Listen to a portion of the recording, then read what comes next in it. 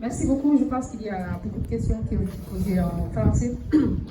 Je vais en répondre quelques-unes, peut-être que les autres aussi vont entendre et en répondre.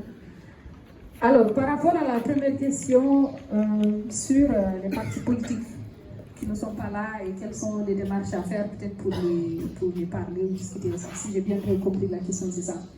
En effet, on a invité, disons, les 25, pas tous les partis politiques, mais les 25 formations qui vont aux élections. Parce qu'on sait qu'on a beaucoup de partis politiques en Mauritanie. Par contre, ceux qui sont légaux et qui peuvent aller aux élections, que ce soit sous forme de coalition, que ce soit ceux qui vont seuls, ont été adressés des invitations soit électroniques, soit aussi en présentiel avec des lettres. Maintenant, on remarque bien que tous ces partis ne sont pas là, il y a qu'une partie qui est là, mais nous n'allons pas nous arrêter ici. On va aller les voir si c'est nécessaire. On va les inviter dans nos plateformes à discussion si c'est nécessaire. Et on a déjà dit d'ailleurs qu'il y a quelque chose de prévu par rapport à des émissions aux candidats ou aux partis et par rapport à leur positionnement par rapport aux langues nationales. Et cette déclaration aussi est non seulement adressée à la presse, mais aussi aux partis. Donc nous les invitons à se positionner, nous les invitons à débattre, nous les invitons à parler de ce qu'ils pensent et de leur positionnement par rapport aux langues nationales. Et nous ferons le nécessaire pour que cela soit fait, en fait. Nous ferons le nécessaire. La conférence de presse n'est que la première étape. Voilà. Maintenant, par rapport au pacte de Joe, peut-être je vais laisser quelqu'un d'autre répondre. Ok, j'aurais préféré que quelqu'un d'autre réponde, comme ça je n'aurais pas à mettre mes gants politiques pour répondre, mais je vais essayer quand même.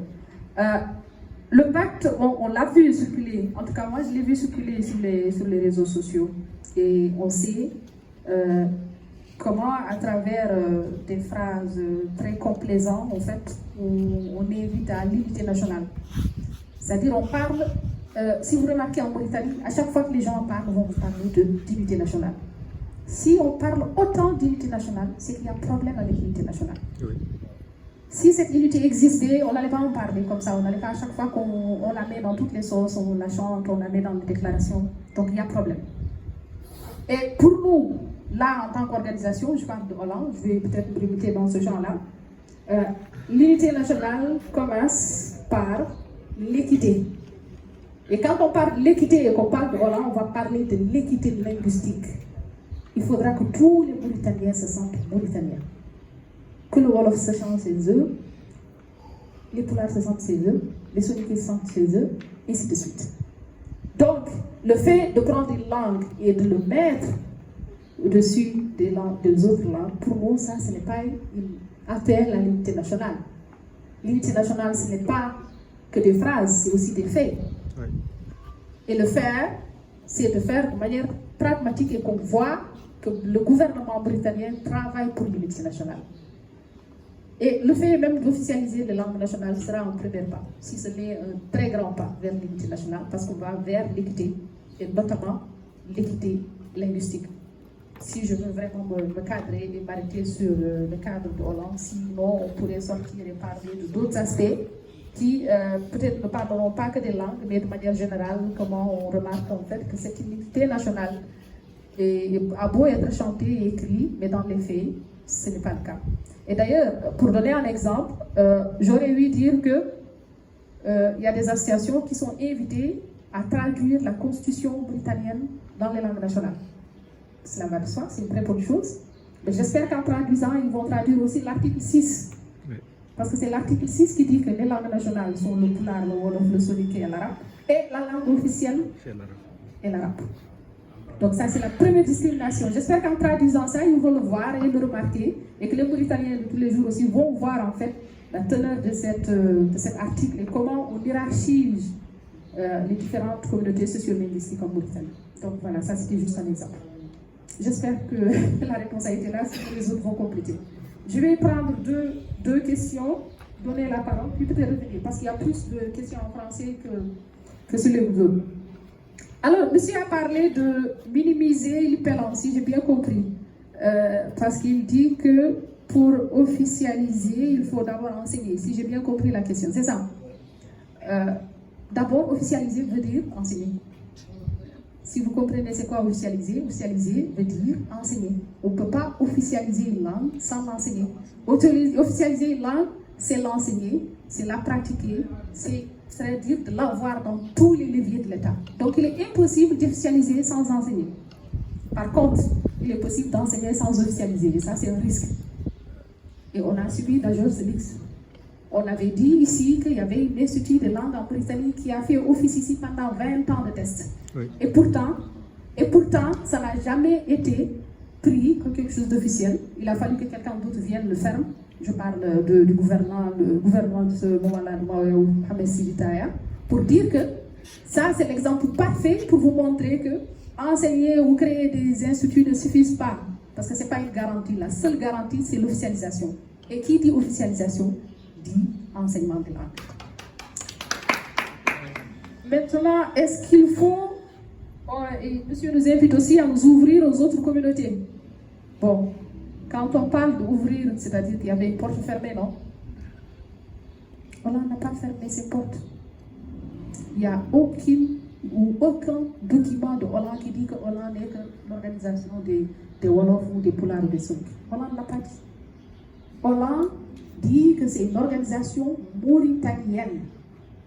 Donc, normalement, quand une organisation mauritanienne se lève pour discuter des questions aussi importantes que les langues nationales, je pense que tous les Mauritaniens qui sont épris de justice doivent pouvoir le rejoindre sans problème. Oui. Donc, ce n'est pas Hollande d'ouvrir les portes comme si c'était fermé. Les portes sont grandes ouvertes. Et on attend que ça. On attend que ça, que les autres communautés nous rejoignent dans cette lutte.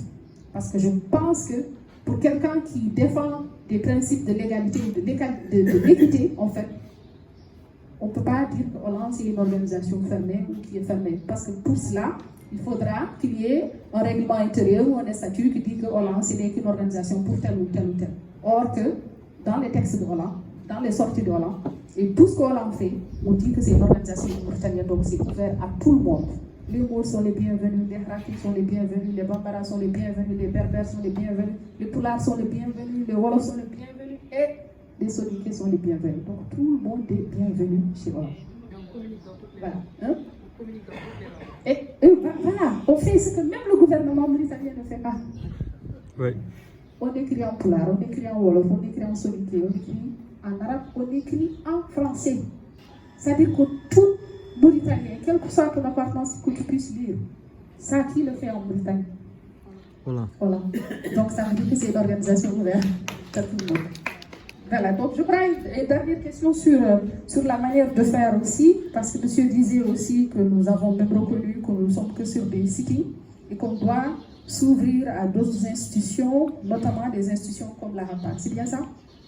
Alors bon, on n'a pas reconnu qu'on fait que des sittings. Au contraire, on nous le reproche par contre, mais on dit souvent qu'on ne fait pas que des sittings. Derrière les sittings, il y a de la production intellectuelle. C'est ce que j'avais dit ici, pour dire en fait qu'il n'y a pas que ça.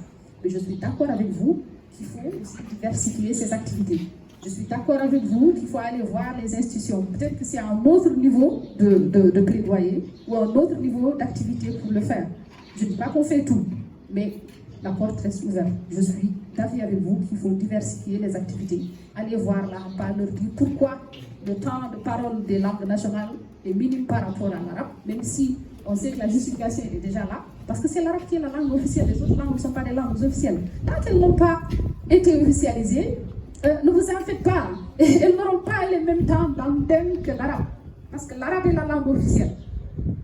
Tant que le Pulaar et le Wolof et le Soninké ne sont pas encore officiels, on n'aura toujours que des 30 minutes et des 15 minutes à la télé à la radio, parce qu'on nous dit que c'est juste des langues nationales. Oui. La langue arabe étant la langue officielle, c'est la langue qui prend plus de place. Donc pour nous, le premier combat, c'est d'abord l'officialisation de la langue. Cela n'exclut pas, comme il l'a dit, de diversifier, d'aller voir les institutions et de voir si on peut avoir des petites concessions par-ci, par-là, s'ils peuvent améliorer la manière de faire. C'est toujours bien de le faire et je pense qu'on n'est pas fermé à ces choses. Et qu'on doit peut-être réfléchir ensemble à comment diversifier toutes ces activités. Il y a d'autres questions, mais je vais m'arrêter là pour qu'on puisse faire. Vous allez répondre les questions en Wolof et autres. Je reviens encore en français parce qu'il y a d'autres questions en français, si possible. Si vous voulez, n'est-ce pas?